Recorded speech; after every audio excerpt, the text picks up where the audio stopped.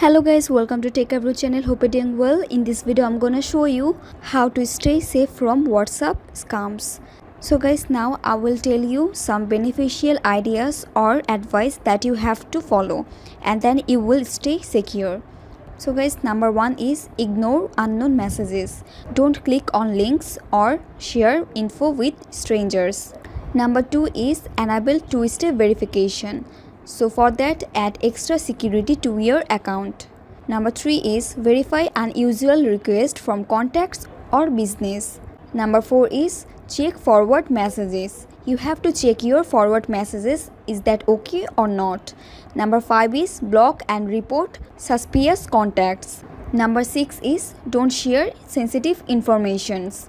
Number 7 is never share personal or financial details. So guys, if you follow these rules, your account will be very secured. So guys, I hope this video was helpful to you. If it was, then please give a thumbs up and hit the subscribe button. And thanks for watching the video.